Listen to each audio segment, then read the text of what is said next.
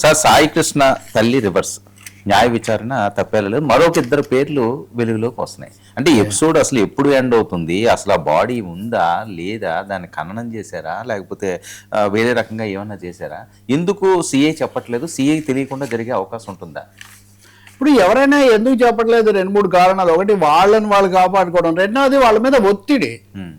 ఇప్పుడు ఖచ్చితంగా అందరికీ తెలుసు, ఒకరో ఇద్దరో చేసే పని కాదు ఇది, చాలా భారీ ఎత్తున జరిగి ఉండాలి. రెండవది, అసలు ఒక దేహాన్నే మాయం చేయాలంటే ఆ క్యాండిడేట్ ఉండకూడదు అని భావించే వాళ్ళు చాలా మంది ఉండాలి. సో వాళ్ళకు ఇతనికి లింకులు ఉండాలి. వీళ్ళందరికీ పోలీస్ స్టేషన్ లేకపోతే ఆ సిఐ లేకపోతే ఎవరైతే వీళ్ళతో కూడా సంబంధాలు ఉండాలి. ఇన్ని రోజులైనా కానీ ప్రభుత్వం ఎందుకు టైట్ క్లిప్డ్గా ఉంది? నోరు పెదవి మెదపడం లేదు ఎందుకని? అధికారికమైన ప్రకటన, సంపూర్ణమైన సమగ్రమైన ప్రకటన ఒక్కటైనా వచ్చిందా అని నేను మిమ్మల్ని అడుగుతున్నాను. కోర్టులో చెప్పడము, చిట్టేయడము, ఈ రెండు సిఐ సస్పెన్షన్ ఇవి తప్ప ఇంతవరకు ప్రభుత్వ పక్షాన దశల వారీగా ఇలా ఉంది అలా ఉందని పోలీస్ శాఖ మాట్లాడుతూ, నిజానికి హోంమంత్రి అనిత గారు చాలా యాక్టివ్ కదా, మీడియాతో వెరీ ఇంటరాక్టివ్గా ఉంటారు. ఆమె ఎందుకు మాట్లాడలేదు తెలియదు వాస్తవానికి. ముఖ్యమంత్రి అంటే రోజు రాలేరు, ఆయన శాంతి భద్రతలు చూసినారని అనుకుంటే ఈమె వచ్చి చెప్పాలి కదా, ఎందుకు చెప్పడం లేదు? కాబట్టి నిగూఢమైన నిశ్శబ్దం వెనుక పెద్ద రహస్యం దాగుంది. దేన్నో బయటికి తీయడం కంటే బయటికి రాకుండా చెయ్యడం మీదనే ఎక్కువగా ప్రయత్నం జరుగుతుందనేది చాలా చాలా స్పష్టమవుతుంది. ఇక్కడ ఇంకొక పెద్ద ట్విస్ట్ అనండి, మలుపనండి వర్మ. ముఖ్యమంత్రి చొరవ తీసుకొని తల్లిని పిలిచి మాట్లాడారు, మంచిది. ఆమె బయటకు వచ్చి ఆయనతో మాట్లాడాను, ఆయనకు న్యాయం చేయాలని నేను కోరుకున్నాను, ఆయన చెప్పాక న్యాయం జరుగుతున్న నమ్మకం ఉంది అని ఆమెమో నేను చెప్పాలనుకున్నాను చెప్పానంది. ఆమె తమ్ముడు, ఆయన ఒక తమ్ముడు, ఆయనేమో మాకు న్యాయం జరుగుతుంది ఇదే కోరుకుంటామని ఆయన చెప్పాడు. కానీ ఇప్పుడు ఆమె తల్లిగారైన గాది విజయలక్ష్మి సిట్ వల్ల పరిష్కారం కాదు, న్యాయ విచారణకు ఆదేశించండి అని కోర్టులో పిటిషన్ దాఖలు చేశారు. ఇదేని తెలియజేస్తుంది? ఇప్పుడు మొదటి రోజు ఈ సమస్య మనం మాట్లాడుతున్నప్పుడు వాళ్ళు కౌంటర్స్ ప్రభుత్వం నుంచి ఏమొచ్చాయి? తల్లే స్వయంగా వచ్చి ముఖ్యమంత్రిని కలిసి సంతృప్తి వ్యక్తం చేసిన తర్వాత ఎందుకు రాజకీయంగా మాట్లాడతారు, దీన్ని పెంచకండి, ఈ పద్ధతిలో ఉన్నారు. ఇప్పుడు తల్లికి ఆమెకేమి నమ్మకం కలగలేదు. ముఖ్యమంత్రిని కలిశాక ఈ 4-5 రోజుల పరిణామాలు జరుగుతున్నవి చూశాక ఎంతసేపటి సిఐ నాగరాజ్ అని తప్ప ఇంకో పేరు రావట్లేదు. కాబట్టి ఆమె ఖచ్చితంగా విశ్వసించట్లేదు, ఇది మార్గం కాదు, న్యాయ విచారణకు ఆదేశించండి అని కోర్టును కోరుతూ ఉన్నారు. 2 చోట్ల 2 రకాల పిటిషన్లు వేశారు ఆమె. ఇది నిజంగా చాలా ప్రభుత్వానికి షాక్. మేనేజ్ చేశాము లేకపోతే ఒక విధంగా వాళ్ళని సంతృప్తిపరిచి సర్దుబాటు చేసామన్నది ఇక్కడ సర్దుబాటు కాలేదు. తల్లి స్వయంగా వచ్చేసి మీరు న్యాయ విచారణ కోరుతున్నారు. నిజం చెప్పాలంటే ఈరోజు నేను వెతుకుతుంటే న్యాయ విచారణ కోరుతున్న అంశాన్ని వైఎస్ఆర్ పార్టీ వాళ్ళు ఎక్కువగా చెప్పట్లా. వాళ్ళు సిబిఐ విచారణ కోరుతున్నారు. కాబట్టి న్యాయ విచారణ అన్న దాన్ని వాళ్ళు పెద్దగా బలపరచరు.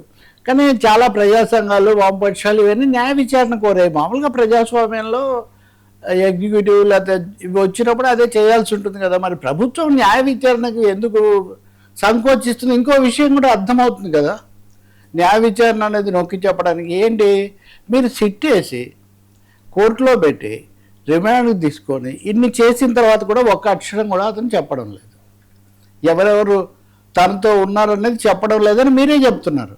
కాబట్టి మామూలు పద్ధతుల్లో ఈ కేసులో నిజాలు బయటికి రావడం లేదు, రావు అన్న అంశం ప్రభుత్వానికి కూడా అర్థమవుతుంది కదా. మరి ఇంకా బయటికి తీయడానికి, వెలికి తీయడానికి ఈ విచారణ పరిధిని పెంచాల్సినటువంటి అవసరం ఉంది కదా. మరి ఎందుకు ప్రభుత్వం న్యాయ విచారణకు ఎందుకు వెనుకడుగు వేస్తుంది?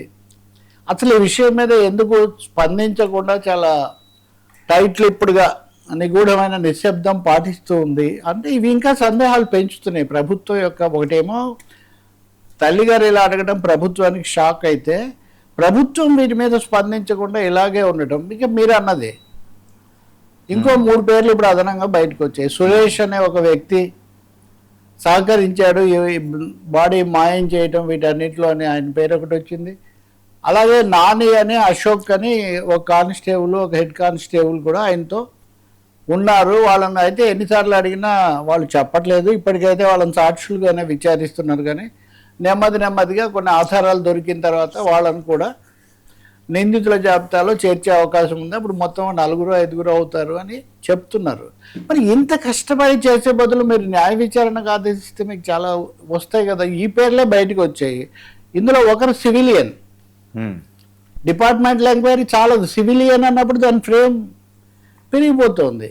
కాబట్టి నిజంగా there is no explanation to DGP silence. DGP ఎందుకు ఇంత నిశ్శబ్దం పాటిస్తున్నారు, కమిషనర్ గారు ఎందుకు నిశ్శబ్దం పాటిస్తున్నారు, హోంమంత్రి గారు ఎందుకు ఈ వ్యవహారానికి దూరంగా ఉంటున్నారు. ఆఖరికి ముఖ్యమంత్రి కూడా నిన్న జొన్నగిరి సభలో రాజకీయ వ్యాఖ్యానం చేయడం తప్ప పాలనాపరమైన వ్యాఖ్యానం ఏం చేయలేదు. కాబట్టి దీన్ని గనక ఇంకా కప్పిపుచ్చాలనే కొద్దీ ఇది ఇంకా పెరగడమే కానీ ఇది తగ్గేటటువంటి అవకాశం ఉండదు. ఇది ఏదో గుప్పిట్లో పెట్టిన కొద్దీ అది ఇంకా వ్యాపించినట్టుగా అవుతుంది. రెండో సందేహాలు పెరుగుతున్నాయి. మిగిలిన వాటి మీద సమాధానాలు ఇప్పటికి ఇవ్వట్లే. ఇప్పుడు ఆ గంగమ్మ అనే ఆమె మృతి మీద మీరు చెప్పండి అని హైకోర్టు ఇచ్చినటువంటి ఆదేశం కానీ, ఇంకా ఇంకో కేసులో కానీ, మొత్తం 3 కేసులు ఇప్పుడు ఈ క్రాంతి అనే ఆయన్ను పాలకపాటి ఎమ్మెల్యే అశోక్ ఆయన వెళ్ళి శ్రీనివాస్ కొలికపూడి వెళ్ళి పరామర్శించి మా ముఖ్యమంత్రి న్యాయం చేస్తారు అని చెప్పారు. ఇంతవరకు లేదు. అంటే ఇప్పుడు తల్లిగారి పరిస్థితి ఇలా అయింది, ఇది ఇట్లా అయింది. కాబట్టి ఏ శక్తులు దీన్ని ప్రభావితం చేస్తున్నాయి. ఈ సమయంలో ఇప్పుడు మళ్ళీ దీన్ని విజయవాడలో రొటీన్గా రెగ్యులర్లుగా ఉండే వివాదాల కిందకి మార్చే ప్రయత్నం కూడా జరుగుతున్నట్టు కనిపిస్తుంది. రకరకాల పేర్లు బయటకు వస్తున్నాయి. వీళ్ళు తెలుగుదేశం, వైసీపీ స్థానిక నాయకులు మీడియా గోష్ఠులు పెట్టుకొని ఒకరినొకరు అనుకోవడం మనం గమనిస్తున్నాం. ఈ క్రమంలో దేవినేని అవినాష్ నెహ్రూ ఈ పేర్లు కూడా నిన్న మళ్ళీ మనకు వినిపిస్తున్నాయి. రాష్ట్రమంతా ఇది ఒక సమస్యగా కూడా మారుతుంది. కాబట్టి తొందరగా ఇప్పుడు కొన్ని పేర్లు బయట పెట్టక తప్పలేదు. న్యాయ విచారణ డిమాండ్ రాకుండా ఆపలేకపోయారు. ఇలాంటప్పుడు భేషజాలకు పోవడం కంటే త్వరితంగా ఒకటి అధికారికమైన సమగ్రమైన పారదర్శకమైన ప్రకటన చేయాలి. రెండవది న్యాయ విచారణకు ఆదేశించాలి. మూడవది తల్లి అడుగుతున్నారు ఫుటేజీ ఇప్పించండి. అసలు ఎక్కడ ఉంది, అసలు లేదు. బ్యాక్లాగ్ ఉండాలి కదా. బ్యాగ్ ప్రతి ఒక్కరు ఇప్పుడు మనం ఫోన్లో మాట్లాడుతున్నాం అంటే డెఫినెట్గా అక్కడ ఉంటుంది కదా. సో దాన్ని ఎందుకు తీసుకోవట్లేదు, మరి అక్కడ దొరకడం లేదా?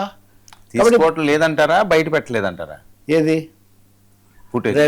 రెండు ప్రశ్నలే. డెఫినెట్గా తీసుకొని కూడా అందులో అనుకూలంగా లేదు కాబట్టి బయట పెట్టట్లేదు. అది బయట పెడితే మరింతగా ఎవరాలి నిరసన జ్వాలలు ఇంకా పెరుగుతాయి, కొంపలంటుకుపోతాయి అనే దానివల్ల చేస్తున్నటువంటి పరిస్థితి కూడా కావచ్చు. మొత్తం మీద ప్రభుత్వం ఇరకాటంలో ఉంది, ఇంకా అందులో సందేహం ఏం లేదు. ప్రభుత్వము అంతకు మించి పోలీస్ శాఖ ఇరకాటంలో ఉంది. పోలీసులను ప్రభుత్వాలు సామాన్యంగా పోలీసుల విషయంలో ఏదైనా చేస్తే వాళ్ళ సహకారము అన్ని సందర్భాల్లో వాళ్ళ మీదే ఆధారపడాలి ఏ చేయాలన్నా.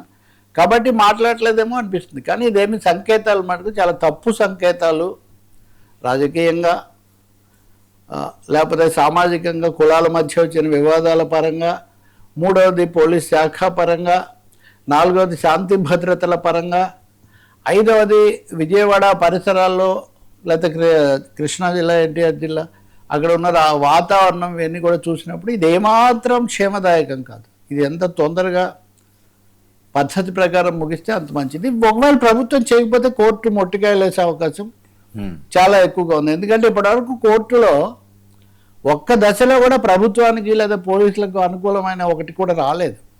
సిట్టునప్పుడే ఎందుకు సందేహిస్తారు అని ప్రభుత్వ న్యాయవాది అనడమే కానీ కోర్టు ఏమీ ఆ వాదనను బలపరచలేదు. ఇది విచారకరం. ఇది ఇలాగే కొనసాగటం. సార్